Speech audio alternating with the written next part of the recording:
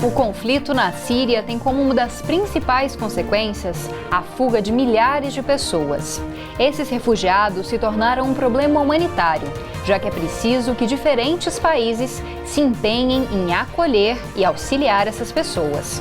Segundo dados do Comitê Nacional para os Refugiados, mais de 2.000 sírios receberam status de refugiados pelo governo brasileiro de 2011 até agosto desse ano.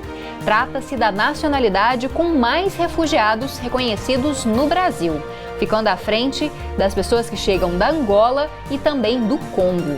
O número é superior ao registrado em países como os Estados Unidos e também os países da América.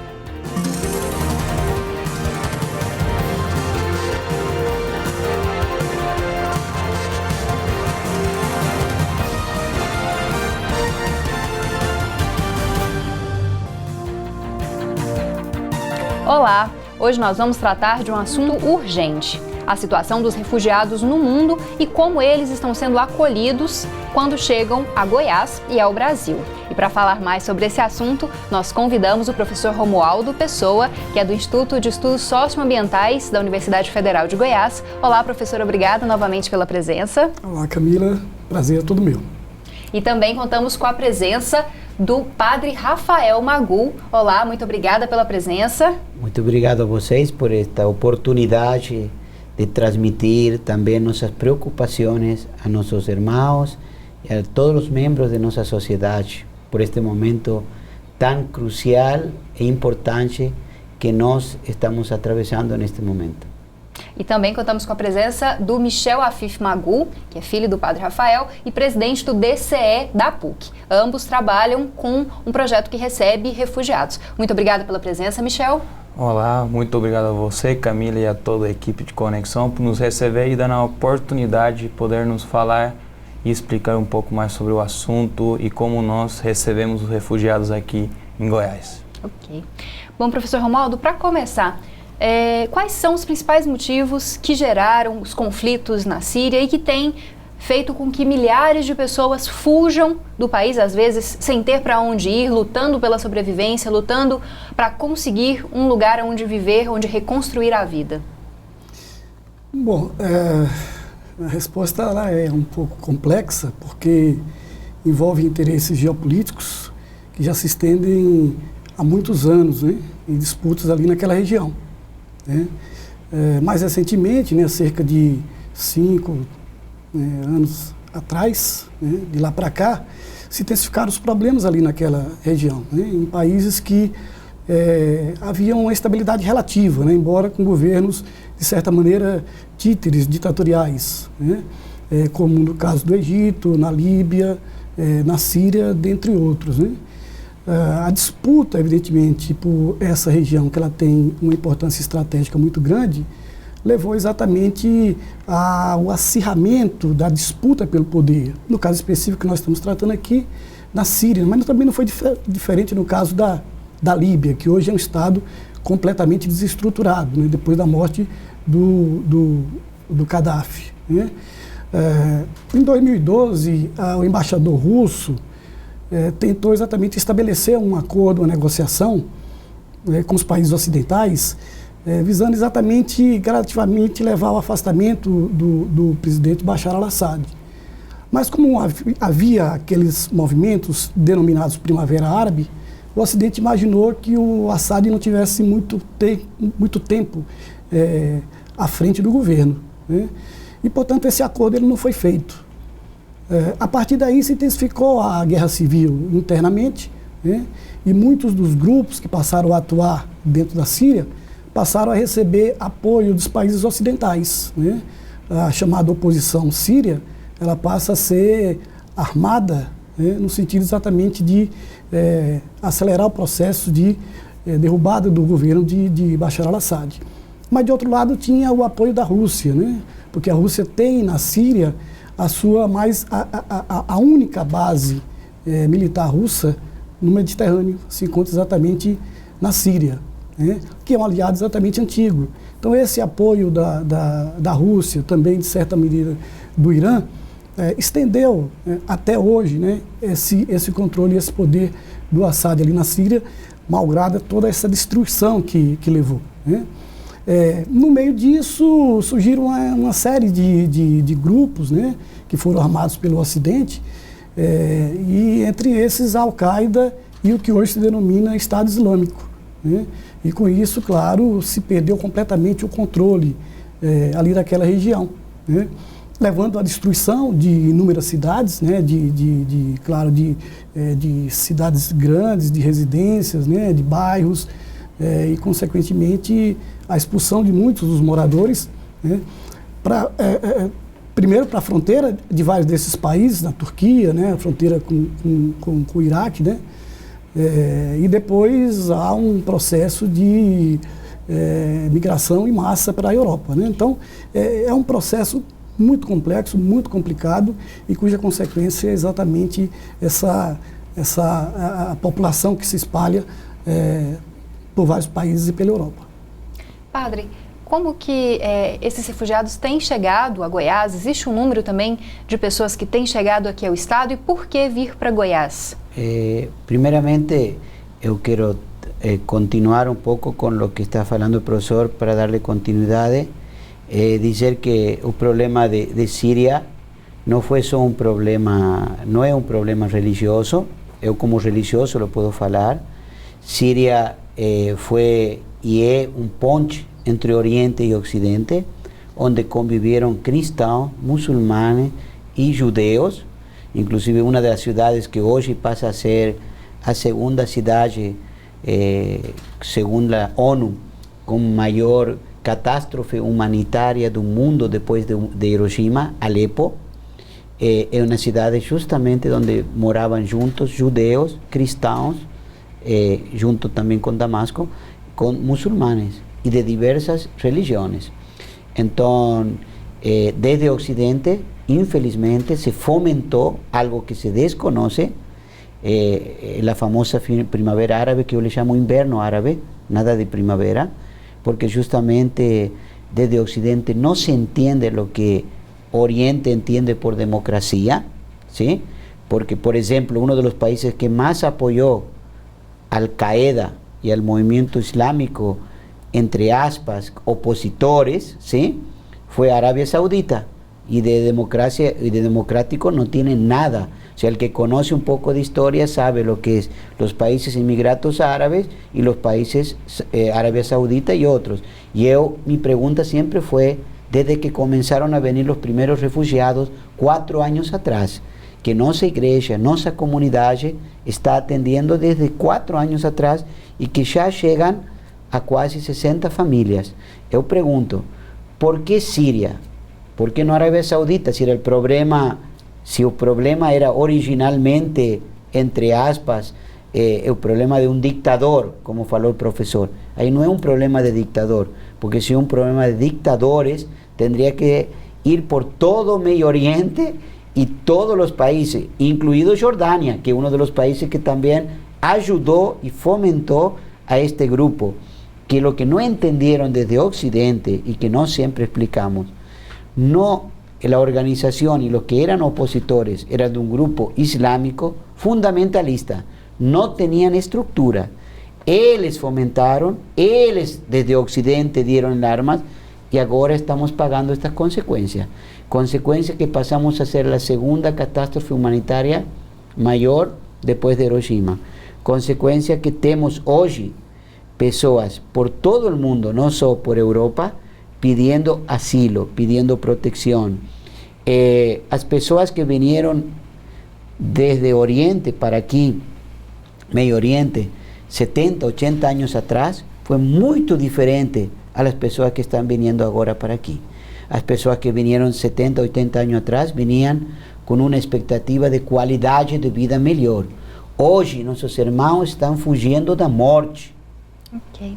Y por eso la iglesia tiene un proyecto, y no solo la iglesia, sino también en conjunto con la PUCI, con la prefectura, con el gobierno estadual y con las instituciones árabes, aquí con la Sociedad de Maronita, Asociación Liga Cultural Jalil Gibran y otras, que le voy a deixar para o presidente el DCE explicarlo. Bom, infelizmente nosso tempo chegou ao fim, o Michel ainda nem conseguiu falar, mas no próximo bloco você vai explicar para a gente um pouquinho como é que funciona essa organização, como são recebidos atualmente, há 4 anos já, né, os refugiados. Você confere um pouco mais desse debate sobre os refugiados pelo mundo, no Brasil e em Goiás, no próximo bloco.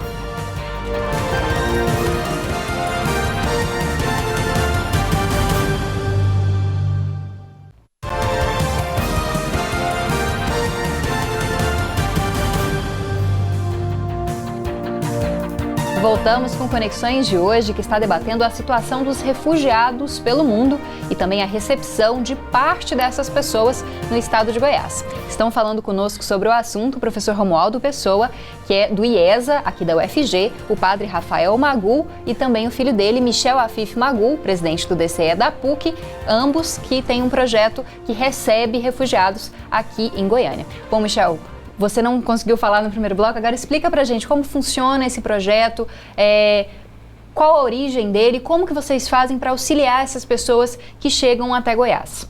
Bom, primeiramente gostaria de agradecer as participações do professor Romualdo e do padre Rafael, que na ocasião foram muito bem sucintos na questão da ingerência externa que se influencia dentro da Síria e o que gera essa grande problemática.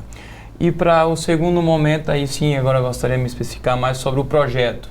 O projeto começou de uma forma de necessidade, porque chegaram as famílias aqui ao estado de Goiás de uma forma precária, de uma forma onde eles não tinham amparo, e com a solidariedade de algumas pessoas começamos a criar grupos onde essas pessoas começaram a recebê-las há 4 anos atrás, fazendo doações, fazendo algumas visitas, tentando incluir dentro da sociedade. Isso aí começou há 4 anos atrás, mas hoje nós vemos que é necessário a amplificação desse projeto e uma nova organização. E nessa nova organização, demos alguns passos através da própria prefeitura, onde se encaminhou ao Ministério de Justiça, alguns ofícios para poder trazer os refugiados para o estado de Goiás, e também através do estado de Goiás, também para ver a questão da moradia. E bom, e nesse projeto também se encampou através da Igreja Católica do Estado de Goiás, que ela assumiu, através das palavras do próprio Papa Francisco, a responsabilidade de dar asilo a algumas famílias que venham da Síria, porque foi um pedido do próprio Papa na missa na Itália, e nos momentos que toda Igreja Católica, toda a diocese deveria receber uma família síria por esse momento, chamando a confraternização e a fraternidade entre os povos. Então, fazendo esse mega projeto com essas instituições, participando da sociedade árabe como um todo, com a sociedade ortodoxa, com a sociedade maronita e com as diferentes associações que existem dentro desse mundo árabe, se tentou e se organizou hoje um comitê para recebê-los. E além, nós, como movimento estudantil, tivemos alguns movimentos dentro da própria Universidade Federal, através do Centro Acadêmico de Relações Internacionais, o Centro Acadêmico de Relações Internacionais também da PUC Goiás, se uniram também para arrecadar alimentos nesses momentos para poder levar essas famílias. Então o projeto é um projeto que nós estamos tentando fomentar a solidariedade, incluir essas pessoas dentro da sociedade através de um acompanhamento quando eles vierem também, que seja psicológico, assistencialismo, da assistência social, de prestação de atenção específica para essas pessoas, aula de português para que elas possam entrar e se comunicar dentro da própria sociedade. E nós sabemos também que no meio universitário virão muitos jovens. E esses jovens precisam de algumas políticas públicas que os possam inserir dentro das universidades também. Por isso que nosso apelo a também ter a parceria das diversas universidades que existem no estado de Goiás para poder incluí-los dentro da nossa sociedade, que nós sabemos que o Brasil já tem essa necessidade interna de uma inclusão mais ampla, só que também agora temos esse problema que nós, como solidários que nós moramos nessa sociedade, também precisamos exteriorizar e incluir essas pessoas que estão vindo refugiadas, não só os sírios, também temos os haitianos aqui, temos outras nacionalidades que precisam ser incluídas dentro da sociedade brasileira, goianense e goiana. Padre, sempre. Eu queria destacar uma questão que eu acho que é importante, Camila, a dimensão desse problema, né, dos refugiados, porque a Síria é uma parte desse problema, né? É claro que o foco hoje ele se direciona basicamente sobre a Síria, e ali há uma disputa hoje muito grande entre interesses da Rússia e do Ocidente, né? Tanto é que há bombardeio russo, há bombardeio francês, há bombardeio dos Estados Unidos, a OTAN, Turquia, né? E eles não estão se entendendo nesse momento. E esses bombardeios feitos por aviões, eles têm efeitos colaterais danosos, né? Destrói as cidades, né? Elimina pessoas da população civil, matam muitas pessoas, né? Desabrigando essas pessoas, evidentemente elas tomam outro rumo, né? Para fugir exatamente dessa guerra. Mas esses conflitos, eles já se estendem há muito tempo, né? A própria questão dos refugiados, por exemplo, a maior quantidade de refugiados hoje, é claro que o fato de muitos deles estarem se dirigindo para a Europa deu uma visibilidade muito grande para o mundo. Mas a maior quantidade desses refugiados estão nas fronteiras de seus países. A maior parte deles não conseguem sair para vir para o Brasil, não consegue sair para ir para a Europa, né, ou para nenhum outro país. Os que conseguem são aqueles que, inclusive, têm dinheiro para pagar, né? Ou famílias que trouxem a eles. Exatamente. Algumas famílias que já moram nesses países, né, que têm apoio em muitos desses países, o que, inclusive, tem acontecido na Europa, não do ponto de vista institucional, acontece, claro, as pessoas solidárias acolhem essas pessoas que estão se deslocando para lá, né? Mas há muitas fronteiras sendo fechadas para eles, né? Quer dizer, há uma crise humanitária em curso, mas essa crise humanitária ela não está concentrada na Europa, né?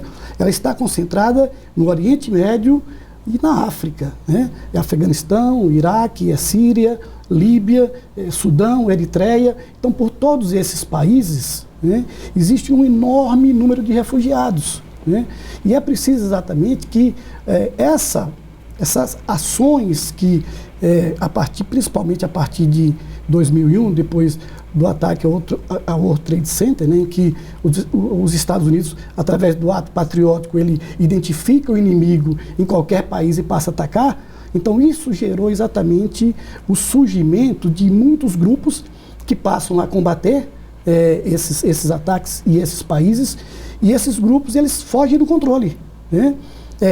Alguns desses grupos que iniciam, inclusive, com ações positivas, né, que nós podemos dizer na defesa dos interesses das comunidades, eles terminam descambando, inclusive, para o banditismo, né, para a criação de milícias que passam a sequestrar crianças, transformar essas crianças, inclusive, em soldados, né, e, inclusive, em homens-bombas, né. Então, tudo isso é consequência, são efeitos colaterais de uma política nociva que o Ocidente tem, principalmente a partir das políticas dos Estados Unidos, mirado por esses países, né? Bom, professor, eu vou ter que interromper, porque o nosso bloco está chegando ao fim novamente. Então, a gente vai para um rápido intervalo e no último bloco do Conexões a gente finaliza esse debate, que com certeza vai ser um de muitos, já que a gente tem muito assunto para tratar. A gente volta em instantes.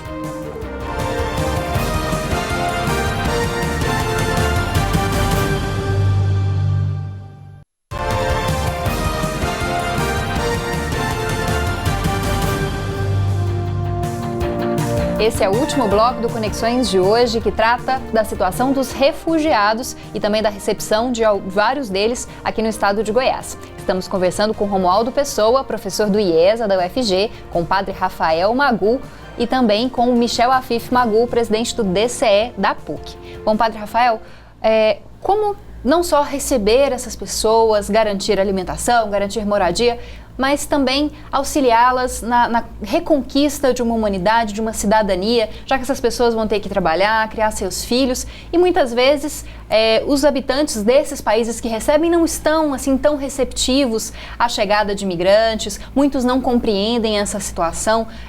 O que deve ser feito para auxiliar essas pessoas?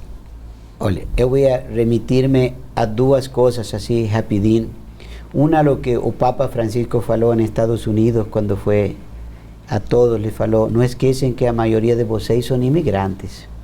E o mesmo le falou também o nosso patriarca João, a la sociedade lá, João X, que nós, os cidadãos, somos cidadãos do reino. Eu ia falar um pouco espiritualmente. Os homens somos os que colocamos as fronteiras. Mas nós temos um bento país como o Brasil, que eu quero agradecer, porque no momento de crise, em um momento de realmente onde todo mundo está preocupado a ver o que vai acontecer com cada um no pessoal, nós estamos pensando aqui como ajudar ao próximo. Eu acho que esse é o melhor exemplo de que a semente de Cristo, de Jesus, de Deus, está nos corações das pessoas, porque as pessoas estão acolhendo a eles com muito carinho e muito amor. E eu acho que isso é o mais importante de todo hoje. Nosso chamado à solidariedade, à gratidão, e nós temos casos concretos aqui, ou em Anápolis, ou em Caldas Novas mesmo, que temos uma família, onde o povo de Caldas acolheu esse povo, onde o povo de Caldas ajudou ao trabalho que eles estão fazendo e realizando, que abriram uma lanchonete, e eles, cada um dos vecinos, eles têm 3 crianças, venían los vecinos, não só os professores, e não só a secretária de educação, sino a creche, os vecinos a darles aulas de português para que os meninos se integrem e tenham uma inclusão social muito mais rápida em nossa comunidade. Então, minha gratidão a este povo brasileiro que nós amamos e que simplesmente decimos obrigado, obrigado por todo esse carinho, esse amor, e que eu acho que esse é o caminho. E depois falaremos das coisas que também, as consequências que nos levam a isso, ¿sí? Que eu acho que isso é muito importante, mas eu sempre digo, el que tem fome, primeiro le temos que dar de comer, e depois vamos analisando quais foram as causas. Bom, e é possível que esse projeto seja estendido também para outras nacionalidades, Michel? Bom, nossa intenção é que esse projeto não tenha uma cor de uma nacionalidade só, mas sim uma amplitude maior, onde a gente possa abranger todos os refugiados de qualquer nacionalidade. Começamos através dos CIOs porque foi onde nós nos sentimos identificados mais para a problemática que é um pouco maior que outros, mas não desmerecendo nenhuma necessidade de nenhum refugiado do mundo inteiro. Então a ideia é que através dessa política que se faz para esses refugiados sírios, possa contemplar todos os refugiados, independentemente da nacionalidade, mas sim contemplar a necessidade deles poderem se incluir na sociedade. Nós sabemos que o Brasil é um país onde sempre acolheu, através da sua história, a diferentes culturas e sempre conseguiu se adaptar e mais, conseguiu agregar a si mesmo, ao brasileiro, a cultura dos outros. Sabe, o brasileiro é um país, um povo que sabe absorver as características também das outras culturas. Então, esse enriquecimento cultural que possa se fazer indiferentemente das fronteiras e das nacionalidades que existem no mundo. Infelizmente, para finalizar, professor, qual que é o papel do Brasil dentro desse contexto mundial em que há divisão de cotas de refugiados pela Europa, por exemplo? O Brasil hoje recebendo o maior número de refugiados sírios dentro da América do Sul, até mesmo mais que os Estados Unidos, um país de primeiro mundo. O Brasil tem papel relevante nesse cenário? Tem e sempre teve, né? Mesmo no período posterior à Segunda Guerra Mundial, houve um deslocamento muito grande de população pelo mundo, né? E o Brasil acolheu muitos desses refugiados da Segunda Guerra Mundial, né? E ao longo das décadas, né, ao longo dos anos, de lá para cá, o Brasil tem recebido muitos refugiados, né? Mais recentemente, a situação catastrófica que afetou o Haiti, né, que levou inclusive aqui uma missão da ONU comandada por oficiais brasileiros, assumisse o controle da organização ali daquele país completamente destruído, e aumentou muito o número de haitianos que se deslocaram aqui para o Brasil, né? É claro que isso causa impacto internamente em qualquer país, né? Mas de forma organizada é possível sim receber essas pessoas com dignidade, né? Da maneira como esse trabalho inclusive está sendo feito, que foi mostrado aqui, né? Mas também do ponto de vista institucional, né? O Estado, né? Não como está acontecendo na Europa, em que barreiras, né? Muros estão sendo elevados no sentido exatamente de impedir que mais desses migrantes cheguem ali a essa região. Eu acho que, claro, há uma crise humanitária no mundo que está forçando esse processo de deslocamento, mas a crise humanitária ela não está na Europa, a crise humanitária ela está na África, ela está no Oriente Médio, está em parte da Ásia. É preciso, claro, corrigir as políticas que são implementadas para esses países. É preciso deixar que a população de cada país decida o seu destino. A Líbia tinha o maior IDH da África. Como o padre falou no começo, tanto a Líbia quanto a Síria e até mesmo o Iraque conviviam bem com, claro, as diferenças religiosas. Mas, no entanto, depois de todos esses ataques que sofreram, surgiram exatamente grupos sectários motivados exatamente por ódio, por vingança, e que se perdeu exatamente o controle disso. Quer dizer, não é interesse do Ocidente que haja paz naquela região por conta dos objetivos estratégicos que estão ali, principalmente na questão do petróleo. Então, é preciso, sim, que o Brasil acolha esses migrantes, mas que ele haja também, juntamente com outras nações, no sentido de impedir isso que está acontecendo nesses países. Bom, infelizmente, nosso tempo chegou ao fim. Queria muito agradecer a presença, primeiro do professor Romualdo, que novamente está aqui no Conexões. Muito obrigada, professor. O prazer é todo meu, estou sempre à disposição e parabéns pelo trabalho que vocês estão fazendo aqui. Obrigada, professor. Obrigada também, Padre Rafael, pela presença. Eu agradeço muito a você, a seu programa, a sua equipe, e em forma especial a todos os que nos estão ajudando, a Dom Washington, a prefeitura, ao governo, a las instituciones árabes, todas que se estão envolvendo no projeto. Muito obrigado mesmo. Obrigada também. Michel, se você quiser deixar algum contato também para as pessoas entrarem em contato com vocês. Bom, a gente agradece a oportunidade de poder estar aqui, poder divulgar o projeto. Bom, o contato meu é Michel Afif Magu, meu nome completo, @gmail.com. E também meu telefone é 8128-4949, estamos totalmente à disposição e, bom, graças a Deus, temos muitas pessoas querendo se envolver e dispostas a ajudar. E aí, obrigado pela oportunidade de poder participar nesse programa, a toda essa equipe maravilhosa da UFG. Eu que agradeço, muito obrigada.